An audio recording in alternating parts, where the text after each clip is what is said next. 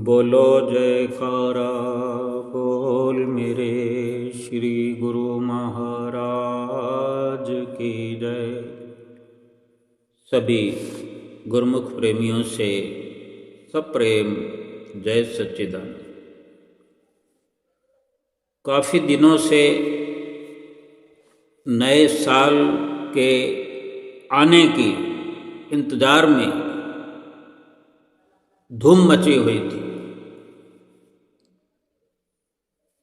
हर किसी के जुबां पर नया साल आने वाला है, नया साल आने वाला है, नए साल में ऐसा करेंगे, नए साल में ऐसा करेंगे, कोई ऐसी शुरुआत करेंगे, किसी का कुछ किसी का कुछ। नए साल को लेकर अनेकों विचार हर किसी के अंदर चल रहे थे। हर कोई अपनी सोच को बदलने का प्रयास करने के लिए विचार कर रहा था। कोई अपने कार्य को, कोई अपने नियमों को, कुछ अपनी आदतों को बदलने के लिए अनेक विचार हर किसी ने किए होंगे। अब ये विचार करना है, क्योंकि नया साल शुरू हो चुका है, नए साल की शुरुआत हो चुकी है, हम नया साल मना चुके हैं, तो क्या क्या हमने शुरुआत की, अपने जीवन में क्या बदलाव कर लिए हैं। क्योंकि नया साल फिर 1 तारीख से ही शुरू हो जाता है। यूं तो नया साल 12 महीने तक चलेगा, लेकिन जो इंतजार बेसब्री से किया जा रहा था, एक उम्मीद बनी हुई थी, एक विचार हमारे अंदर जो कुछ बदलाव के लिए या परिवर्तन के लिए, कुछ नया करने के लिए, कुछ हटकर करने के लिए ये चल रहे थे, तो उसके पीछे कहीं ना कहीं एक ही बात हर किसी के लिए निश्चित तौर पर रही है कि हर कोई पहले से अधिक सुखी होना चाहता है, पहले से अधिक खुशियाँ प्राप्त करना चाहता है, पहले से अधिक धन प्राप्त करना चाहता है, पहले से अधिक कोई अच्छा मकान बनाना चाहता है, अच्छा बिजनेस करना चाहता है, अपनी सेहत को अच्छा बनाना चाहता है। यानी इस प्रकार के कई लाभ इन प्रयासों के पीछे छिपे हुए जरूर थे। तो हमें तो ये सोचना है अब कि क्या हमने नए साल की शुरुआत में जैसा जैसा सोचा था वो हमने अपने आप में बदलाव, परिवर्तन, कुछ नियमों के, आदतों के, वो सब शुरुआत हुई कि नहीं, या नए साल की आड़ में भी अभी और समय निकलता चला जाएगा। जो कुछ भी लागू होता है वो उसी दिन, उसी वक्त, यानी इंतजार की घड़ियां बस खत्म हों और लागू कर दिया जाए। अगर नहीं लागू हुआ तो फिर हम सोचें कि कब करेंगे। ऐसे ही आध्यात्मिक जीवन के बारे में सोचते हैं, आध्यात्मिक विचारों को हम अपने पढ़ने का प्रयास करते हैं कि आध्यात्मिकता के बारे में क्या सोचा हमने, भक्ति भाव के बारे में क्या सोचा था। गुरुमुख प्रेमियों ने भक्ति को प्राप्त करने के लिए भी बहुत कुछ सोच विचार करके रखा था कि हम नए साल से ये बदलाव करेंगे। 31 दिसंबर को गुरुमुख प्रेमियों ने चाहे घर में बैठे हों, कुटिया पर हों, जो श्री दरबार में पहुँचे हों, 31 दिसंबर को हर किसी ने अपने बीते साल के अंदर हुई गलतियों की भरपूर क्षमा याचना भी की है। हर साल किया करते हैं। हर साल जब दिसंबर माह होता है, अंतिम दिन होता है, तो हम श्री गुरु महाराज जी से क्या बाहर क्या अंदर, क्या अपने घर में, क्या आश्रम में, क्या श्री दरबार में, जहाँ भी हमें अवसर मिलता है हम माफ़ी मांगते हैं और कुछ नए प्रकार से अपने जीवन को चलाने के लिए आशीर्वाद चाहते हैं। श्री गुरु महाराज जी तो सूक्ष्म रूप में, गुप्त रूप में और प्रत्यक्ष रूप में हमें माफ़ी का दान दिया करते हैं। श्री आनंदपुर में भी 31 दिसंबर को गुरुमुख प्रेमियों ने क्षमा याचना श्री गुरु महाराज जी से करते हुए, और श्री गुरु महाराज जी ने भी बड़े मधुर वचनों में फरमाया कि आप गुरुमुख हैं, प्रेमी हैं, गलती आप क्या करेंगे, लेकिन फिर भी अगर इंसान है गलती हो ही जाती है। ये वचन अनेक बार पहले भी श्री गुरु महाराज जी ने फरमाए, यानी उनको हमारा कुछ गलत दिखता ही नहीं है, वो हमारी गलती देखना नहीं चाहते। वे जानते सब कुछ है, लेकिन हमें गलत नहीं कहना चाहते। वो हमसे बहुत अच्छी उम्मीद रखते हैं कि हम कुछ अच्छा करने वाले हैं, थोड़ा आगे और अच्छा करेंगे और अच्छा करेंगे, और इसी उम्मीद में श्री गुरु महाराज जी ऐसे वचन भी फरमाते हैं कि आप लोग क्या गलती करोगे। यानी गुरुमुख प्रेमी जो हैं वो भजन भक्ति में लगे हुए हैं, चाहे वो गृहस्थी हैं या श्री दरबार में रहते हैं, आश्रम पर रहते हैं। श्री गुरु महाराज जी के वचनों को तो फॉलो करते हैं ना, श्री गुरु महाराज जी के वचनों पर तो चलते ही हैं। भला फिर उनसे क्या गलती होगी। फिर भी अगर इंसान है, गलती हो जाती है, तो इस बात का ध्यान रखना है कि अगर गलती की माफ़ी मांग ली है, माफ़ी मिल गई है, तो ये बात ध्यान में होनी चाहिए कि उस गलती को दोबारा नहीं करना है। ये विचार हमारे लिए अहम है।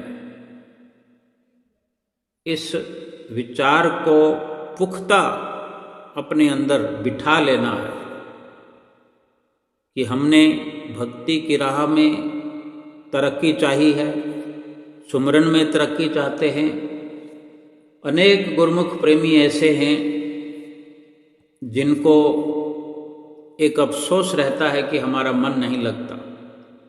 वो सुमरन करना चाहते हैं, भजन अभ्यास करना चाहते हैं, भक्ति करना चाहते हैं, श्री गुरु महाराज जी से बातें करना चाहते हैं, प्रत्यक्ष भी, सूक्ष्म रूप में, गुप्त रूप में भी, सुमरन करते हुए भी। जब श्री गुरु महाराज जी के दर्शन करने जाते हैं, लाइनों में लगे होते हैं, तब भी श्री गुरु महाराज जी से बातें करना चाहते हैं।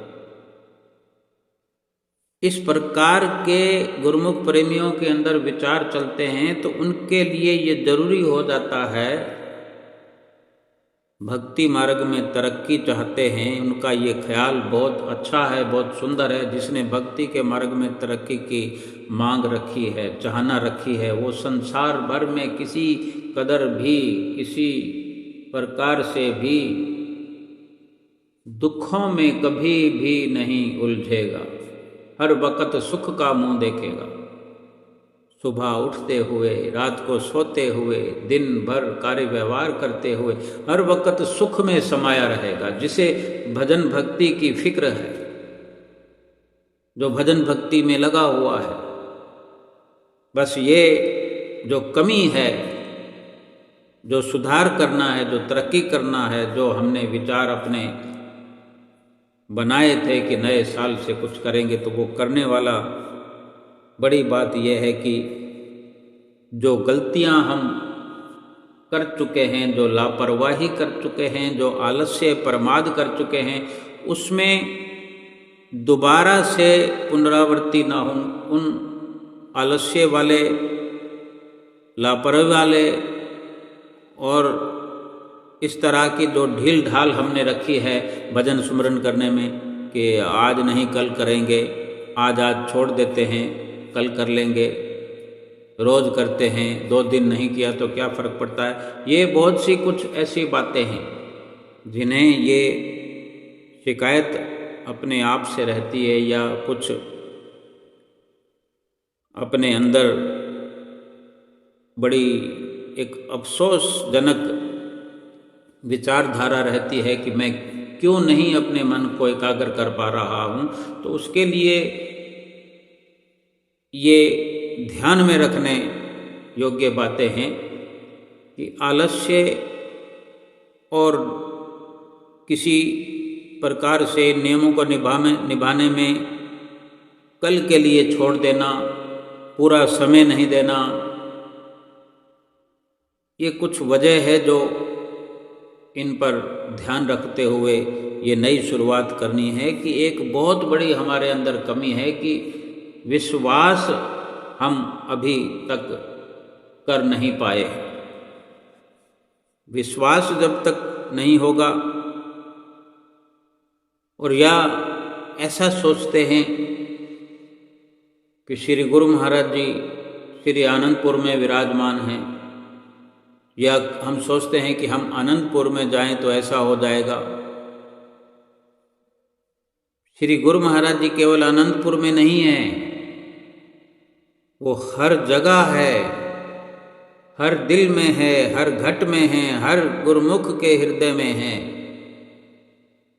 और जहाँ श्री परमहंस दयाल महाराज जी की सुंदर प्रतिमाएं विराजमान हैं, सुंदर स्वरूप विराजमान हैं, तो वो घर श्री आनंदपुर ही है।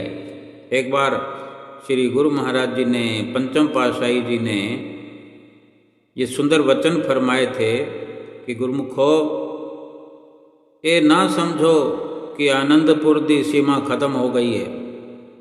यानी आनंदपुर को एक 4 दीवारी के अंदर ही मत समझो कि केवल ये जो आनंदपुर की, यूं तो आनंदपुर का क्षेत्रफल बहुत बड़ा है,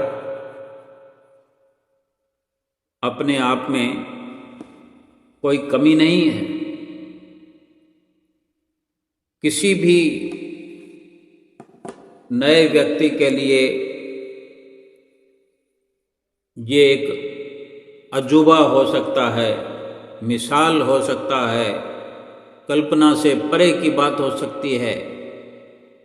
जो भी नए गुरुमुख प्रेमी पहली बार जाते हैं, अगर उनको ये जानने की लगन होती है कि आनंदपुर का क्षेत्रफल क्या है, कहाँ कहाँ क्या बना है, तो वो देखते ही रह जाते हैं, सोचते ही रह जाते हैं और क्षेत्रफल का भी अनुमान लगाते ही रह जाते हैं कि इतना बड़ा।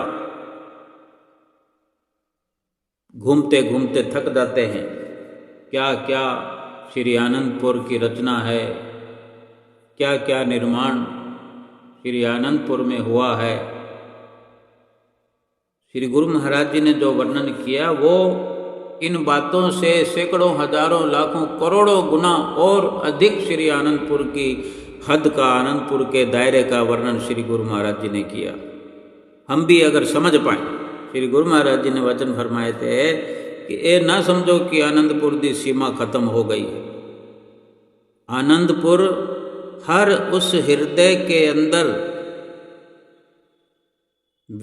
विराजमान है, आनंदपुर हर उस हृदय के अंदर है। आनंदपुर की सीमा हर किसी दिल के अंदर है।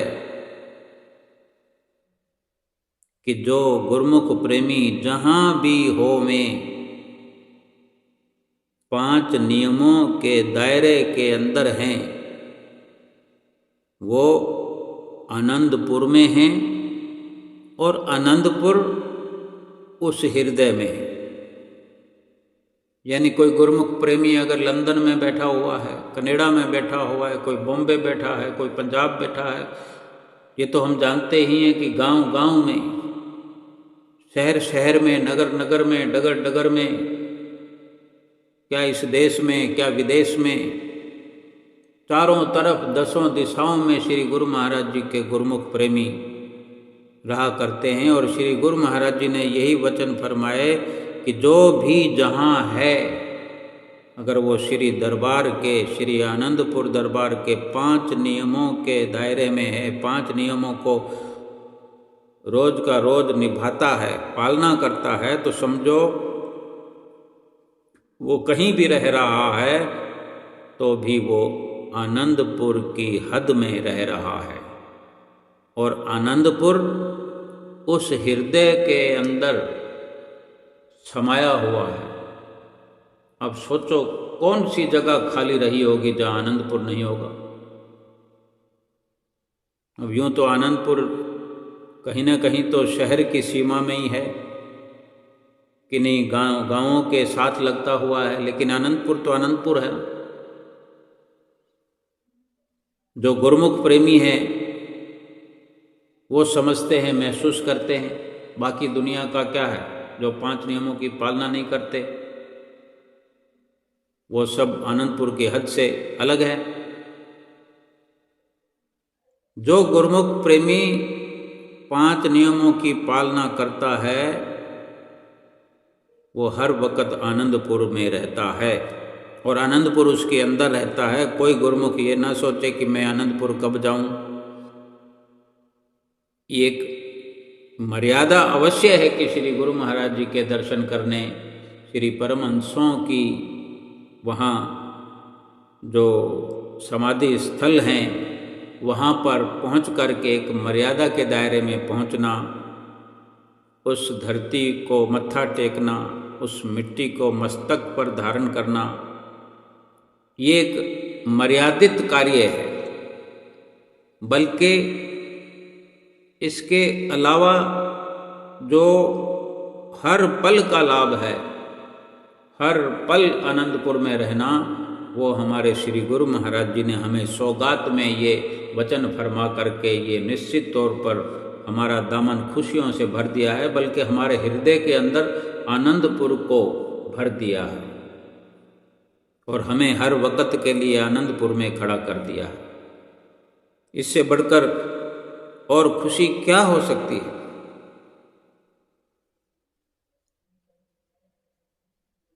अब हम विचार करें कि 5 नियमों की पालना के लिए हमने जो 31 दिसंबर तक लगातार पिछले दिनों से 31 दिसंबर तक सोच विचार किया कि अब हम 5 नियमों को पूरा किया करेंगे, 2 घंटे भजन अभ्यास को निश्चित तौर पर लागू किया करेंगे, हम वो विचार करें कि क्या हमने शुरुआत करी है कि अब भी कहीं कोई हमसे भूल होने की गुंजाइश है। फिर से आज विचार करें कि हम कितना सफल हो रहे हैं, कौन कौन सी हमने शुरुआत कर दी है और जो विश्वास की कमी रही है वो विश्वास कितना हमें सफल करने वाला है। बड़ी गहराई से विश्वास के प्रति हमें सोचना होगा कि हमारा जो विश्वास है वो पक्का हो जाए।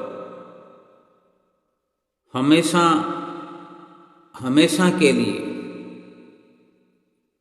अगर हमें लाभ भक्ति और परमार्थ में चाहिए तो हमें अटल विश्वास, दृढ़ विश्वास अपने अंदर पैदा करना पड़ेगा।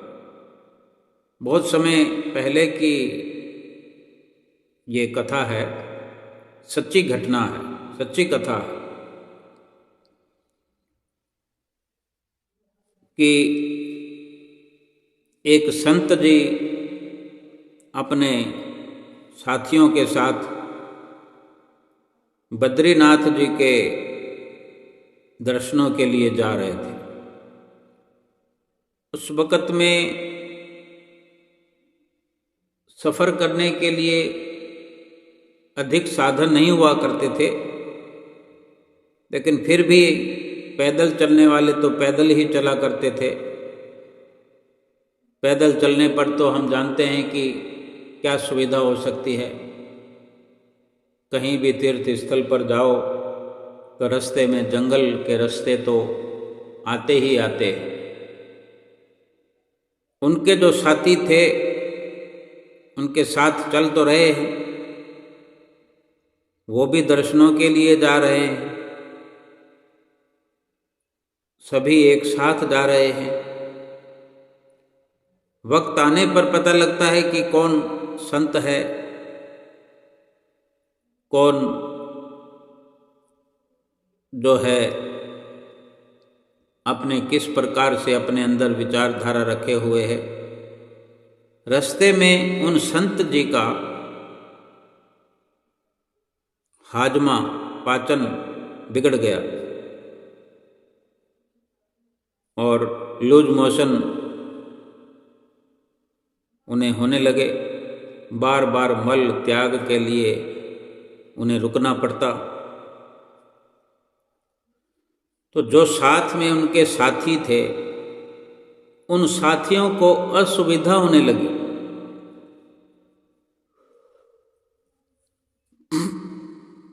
धीरे धीरे करके एक एक करके वे सभी साथी छोड़ करके उनको आगे निकल कर चले गए, अकेला छोड़ दिया। एक गहरी सच्चाई है ये, जो आज हम साथ ढूंढते हैं, किसी को साथ लिए बिना जाते नहीं हैं। तैयारी करते हैं तो कभी 1 को, 2 को, 4 को, 10 लोगों से बात करते हैं कि तुम चलो तो हम चलें, तुम जाओ तो हमें बताना। लेकिन कहीं ब्याह शादी में जाना हो, संसार के किसी कार्य को करना हो, तो क्या किसी को साथ ले जाने के लिए पूछते हैं? कोई क्यों जाएगा? हमारा परिचित है, हमारा रिलेटिव है तो हमें ही जाना है, तो अकेले भी चल पड़ते हैं। कोई लेडीज भी अकेली चल पड़ती है। अगर मायके में जाना हो तो पुरुष कई बार नहीं जा पाते या नहीं जाना चाहते तो स्त्री को अकेले रेलगाड़ी पे चढ़ा देते हैं, फ्लाइट में चढ़ा देते हैं, बस में बिठा देते हैं और आगे फ़ोन कर दिया जाता है कि हमने यहाँ से रवाना कर दिया, आगे आप देख लेना। लेकिन उस कार्य को पूरा करते हैं।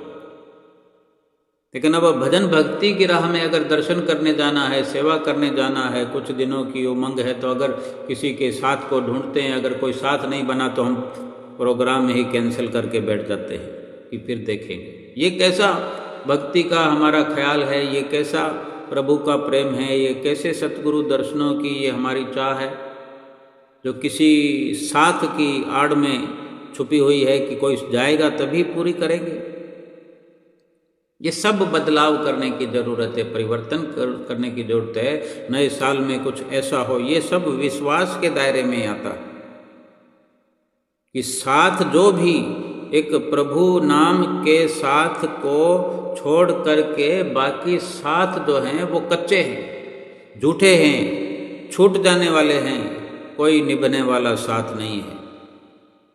संत जी के साथियों को अब असुविधा होने लगी तो क्या, थोड़ा समय ही तो लग रहा था, लेकिन कोई रुकने को तैयार नहीं हुआ। आगे चलते गए, तकलीफ में अपने साथी को छोड़ दिया। अब वो संत वहाँ अकेले बेचारे रह गए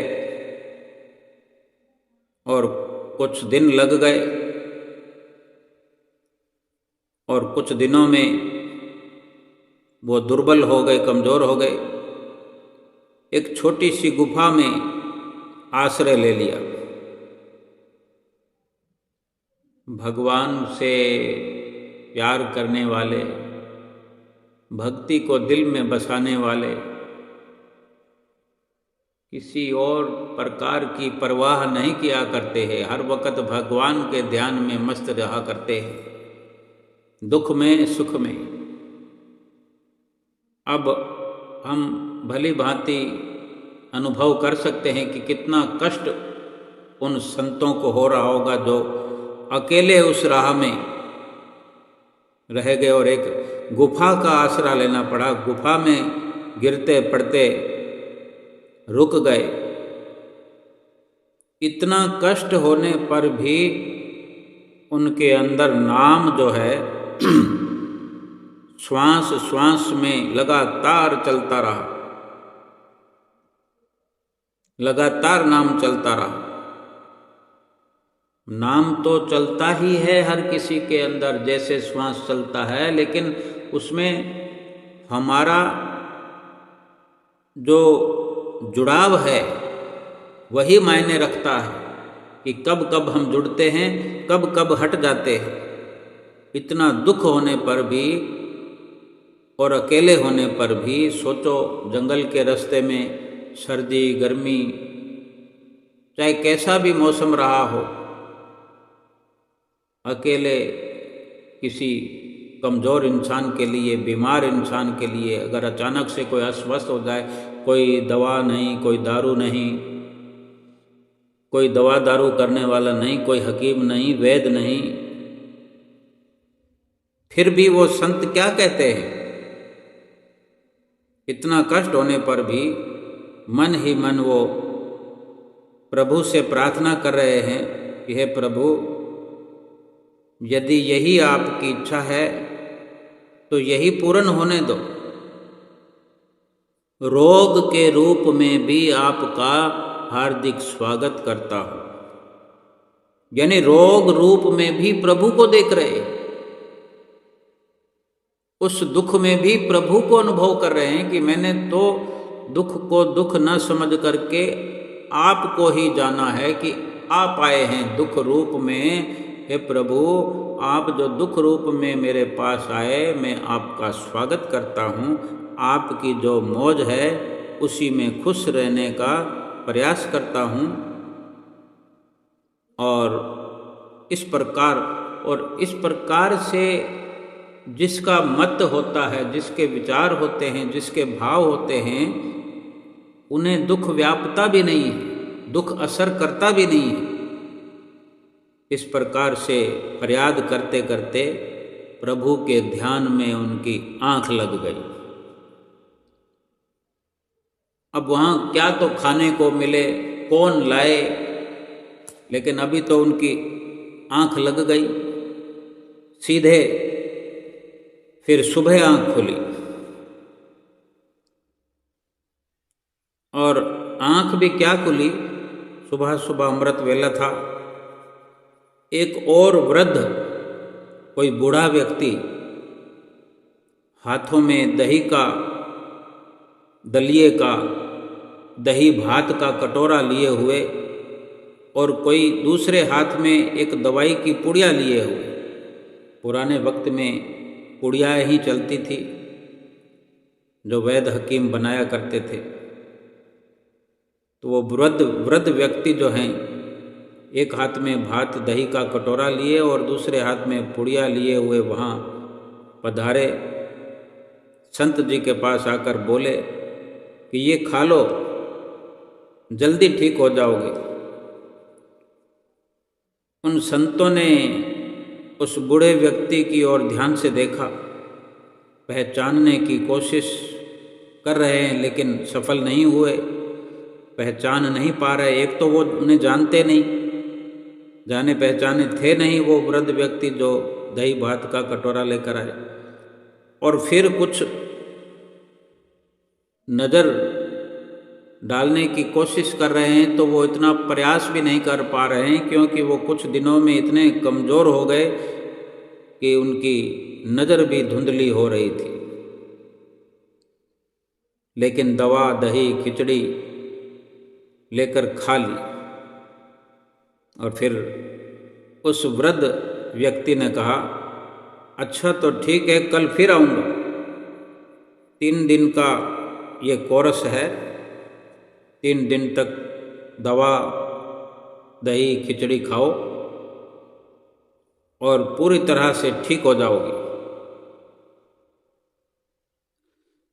संत जी लगातार अपना नाम सुमरण में जाप में लीन रहते और फिर सोचने लगे। ये विचार उन्हें परेशान करने लगा कि यहाँ पर सेवा करने वाला, दही खिचड़ी लाने वाला, ये कौन कहाँ से आ गया, कौन है ये? यहाँ तो कोई बंदा न बंदे की जात। तो ये विचार उनके अंदर चल रहा था। इतने में फिर वो समय आ गया कि वो वृद्ध फिर से आए। तब आखिर संत जी ने पूछ लिया कि कौन हैं आप? तो वो वृद्ध व्यक्ति कहते हैं, पहले आप ठीक हो जाओ फिर पूछ लेना, लो दवाई खा लो। तो संत जी कहते, नहीं, पहले बताओ। तो वो वृद्ध कहता है कि अगर न बताऊं तो संत कहते हैं, मैं दवाई न खाऊं तो फिर वृद्ध व्यक्ति कहता है कि मत खाओ दवाई, खाना है तो खाओ, नहीं तो मत खाओ, मैं तो जाता हूँ। ऐसा कहकर वृद्ध चले गए वहाँ से। थोड़ी देर बाद फिर लौट आए और कहने लगे, तुम दवा खा लो ताकि मैं आराम से यहाँ से जा सकूं। तो संत ने कहा, आप मेरे सवाल का जवाब दे दो तो मैं दवा खा लूँ। फिर बड़ी मधुर वार्तालाप होती रही। ऐसी मीठी वाणी में दोनों तरफ से वार्तालाप होती रही, जिद होती रही। तो आखिरकार वो वृद्ध व्यक्ति मुस्कुराने लगे और चतुर्भुज रूप में प्रकट हो गए। और संत जी ने श्री चरणों पर मस्तक नवाकर बोला कि इतने सुनसान जंगल में, बियाबान जंगल में आपके अलावा कौन आ सकता है प्रभु? हे प्रभु, क्या आप खुद दौड़ दौड़ कर इसी प्रकार भक्तों को सेवा दान देते हो? तो प्रभु क्या कहते हैं कि जब कोई प्रिय प्यारा भक्त आप जैसा मिल जाता है, मुझे पल पल याद करने वाला, श्वास श्वास सुमरन करने वाला, भजने वाला, तो उसके मन में प्रेरणा भर देता हूँ। यदि कोई नहीं मिलता तो स्वयं सेवा के लिए उपस्थित मैं खुद हो जाता हूँ। भगवान कहते हैं कि या तो कोई आप जैसा व्यक्ति मिल जाए, आप जैसे व्यक्ति की सेवा करने के लिए, तो उसको सुपुर्द कर देता हूँ। और अगर आप जैसा कोई और नहीं मिलता तो मैं खुद चला आता हूँ अपने भक्त की संभाल के लिए।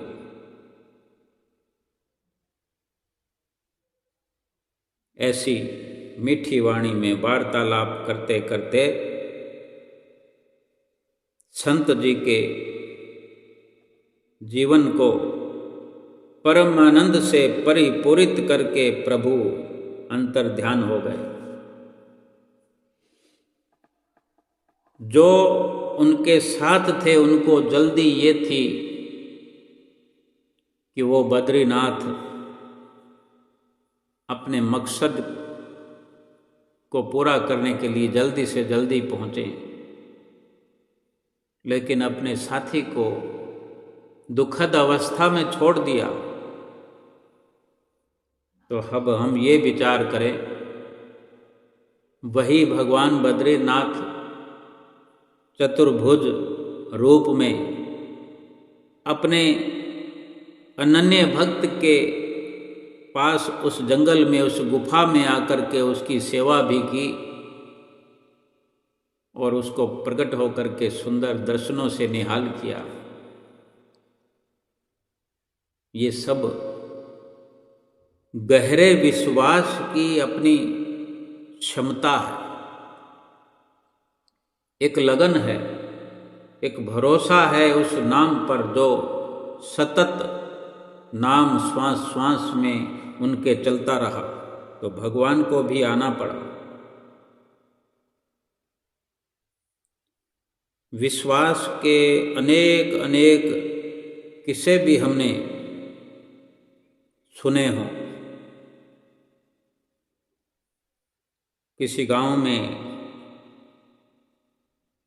एक नवयुवक रहता था। वो बहुत मेहनती था, पर हमेशा अपने मन में एक शंका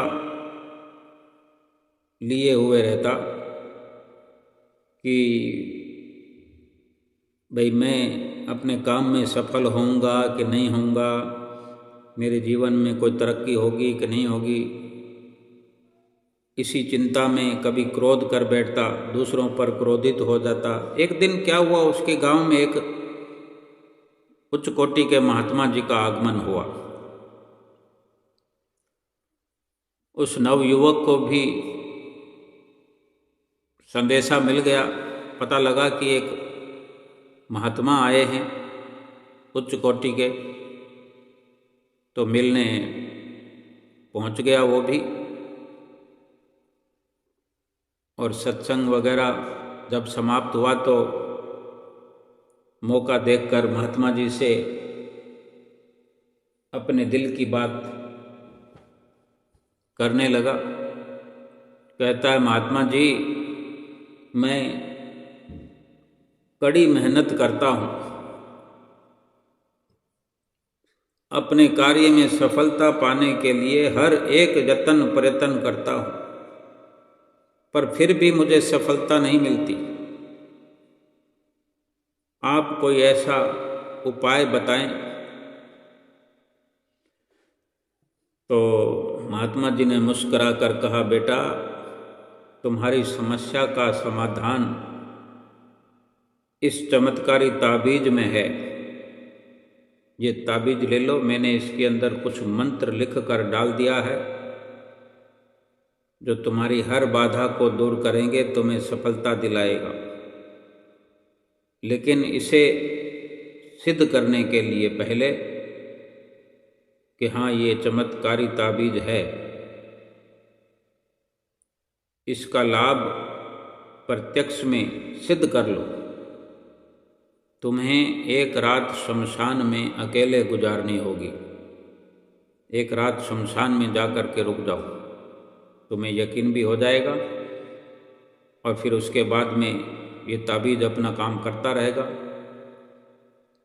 लेकिन ये मेहनत तुम्हें पहले करनी पड़ेगी, इतना रिस्क तो उठाना पड़ेगा। शमशान का नाम सुनते ही उस नव युवक का चेहरा पीला पड़ गया, उसके आवाज़ में कपकपी होने लगी। कहता कि लेकिन मैं रात भर अकेले कैसे रहूँगा शमशान में। तो महात्मा जी ने कहा, घबराओ मत, ये कोई मामूली ताबीज नहीं है, ये हर संकट से तुम्हें बचाएगा। ये तुम्हें दिखाने के लिए, ये तुम अगर एक रात को तुमने पार कर लिया तो तुम्हें यकीन हो जाएगा कि वास्तव में ये ताबीज तुम्हें सफल करने में काम आएगा। तो नवयुवक मान गया और पूरी रात शमशान में बिता दी। सुबह होते ही महात्मा जी के पास भाग कर आ गया कि हे महात्मा जी, आप तो महान हैं, सचमुच ये ताबीज दिव्य है, वरना मेरे जैसा डरपोक आदमी रात बिताना तो दूर, शमशान के दीवार के पास से भी नहीं गुजर सकता। निश्चय ही अब मैं अपने हर कार्य में सफलता प्राप्त कर सकता हूँ, मुझे ये यकीन हो गया। तो इस घटना के बाद वो नवयुवक जो है बिल्कुल बदल गया, उसके विचार बदल गए, उसकी सोच बदल गई। अब वो जो कुछ भी करता उसे ये विश्वास होता कि मेरे पास ताबीज की शक्ति है और अब मैं सफल हो ही जाऊंगा, हर काम में सफल होता जाऊंगा। और धीरे धीरे यही हुआ और फिर वो सफल लोगों में गिना जाने लगा। कुछ गणमान्य व्यक्तियों में उसका उठना बैठना हो गया। और फिर 1 साल के बाद वही महात्मा फिर उस गांव में आए। तो उस नवयुवक को जैसे पता लगा तो तुरंत वो दौड़ा दौड़ा दर्शनों को गया, महात्मा जी के दर्शन करने। और वो उन्हीं के दिए हुए चमत्कारी ताबीज का गुणगान करने लगा। महात्मा जी, ये ताबीज ऐसा है, ये ताबीज ऐसा है, मेरा ये काम हो गया, मेरा वो काम हो गया। बहुत सारी तारीफ जब ताबीज की वो नवयुवक कर चुका तो महात्मा जी बोले, बेटा जरा अपना ताबीज निकाल कर देना। और वो ताबीज हाथ में लेकर महात्मा जी ने उसे खोल दिया। खोला तो वो नवयुवक ने देखा तो उसके तो होश उड़ गए। उस नवयुवक ने देखा कि ताबीज के अंदर तो कोई मंत्र वंत्र लिखा हुआ, कोई पर्ची, कोई कागज का टुकड़ा कुछ भी नहीं है। बस वो एक ताबीज मात्र, एक धातु का टुकड़ा जरूर था। उसके अंदर तो कुछ भी मंत्र नहीं रखा हुआ है जो महात्मा जी ने पहले दिन कहा था। तो नवयुवक बोला, ये क्या महात्मा जी, ये तो एक मामूली ताबीज है, फिर मुझे कैसे हर सफलता मिलती गई इस ताबीज के कारण। तो महात्मा जी ने समझाते हुए कहा कि तुम ठीक कहते हो, तुम्हें सफलता तो मिली लेकिन इस ताबीज के कारण नहीं, बल्कि तुम्हारे विश्वास की ताकत ने तुम्हें सफलता दिलाई। तुम्हें ये यकीन हो गया था कि अब मैं सफल हो जाऊंगा, तुम्हारे अंदर विश्वास पैदा हो गया। महात्मा जी ने कहा, बेटा हम मनुष्यों को भगवान ने, हम सभी इंसानों को भगवान ने एक विशेष शक्ति देकर यहाँ भेजा है। वो शक्ति है विश्वास की शक्ति, विश्वास की ताकत। तुम अपने कार्य क्षेत्र में इसीलिए सफल नहीं हो पा रहे थे क्योंकि तुम्हें खुद पर यकीन ही नहीं था, खुद पर विश्वास नहीं था। लेकिन जब इस ताबीज की वजह से तुम्हारे अंदर वो विश्वास पैदा हो गया तो तुम सफल होते चले गए। इसलिए जाओ, किसी ताबीज पर यकीन करने की बजाय अपने कर्म पर, अपनी सोच पर और अपने निर्णय पर, अपने फैसले पर विश्वास करना सीखो। इस बात को समझो कि जो हो रहा है वो अच्छा हो रहा है और निश्चय ही तुम सफलता की चोटी पर पहुंच जाओगे। तो नवयुवक जो है सारी महात्मा जी की बात गंभीरता से सुनता रहा और आज उसको ये समझ आ गया कि ताबीज में तो कुछ नहीं था, कहीं ना कहीं मेरा विश्वास अटल हो गया था। बेशक ताबीज के माध्यम से ही सही, लेकिन विश्वास तो अंदर जग गया था। और यही विश्वास कोई अपने अंदर पैदा कर ले तो किसी ताबीज की जरूरत थोड़ी है। गुरुमुख प्रेमियों, सफलता का सीधा संबंध जो है हमारे अपने अंदरूनी विश्वास पर निर्भर है। यदि हम खुद पर यकीन रखते हैं, अपने आप पर यकीन रखते हैं, तो फिर किसी तरह का ताबीज, किसी तरह का मंत्र, किसी तरह का जंत्र, कोई माला, ताबीज, किसी के साथ की जरूरत नहीं है। अपने अंदर दृढ़ विश्वास हो, हम कर सकते हैं, सफल हो सकते हैं और सफल हो जाएंगे। भजन सुमरन करने वाले जो भी ऐसा कुछ मन के अंदर शंका या कुछ अविश्वास की भावना रखते हैं या असफल अपने आप को समझते हैं, वो आज इस नए साल के उपलक्ष्य में और कुछ ना करें, अपने अंदर ये यकीन पैदा करें, दृढ़ विश्वास करें श्री सतगुरुदेव जी के सुंदर स्वरूप का ध्यान करते हुए जो हमें नाम मिला हुआ है वो कोई ताबीज से कम नहीं है, वो वास्तव में चमत्कारी है। इस नाम का सिमरन उसी नाम पर विश्वास रख के करते चले जाएं, पूरा भरोसा अपने आप पे रखें, दृढ़ निष्ठा से भजन स्मरण पर लगातार श्वास श्वास स्मरण करते चलें। हर वक्त जहाँ जहाँ भी कुछ कमी पेशी आए, जहाँ जहाँ भी मन विचलित हो, श्री गुरु महाराज जी के स्वरूप का ध्यान करें, उनसे बात करें, ख्यालों ही ख्यालों में उनसे बात करें। वो हमारे साथ हैं, हमारे रोम रोम में हैं, कभी हमसे अलग नहीं।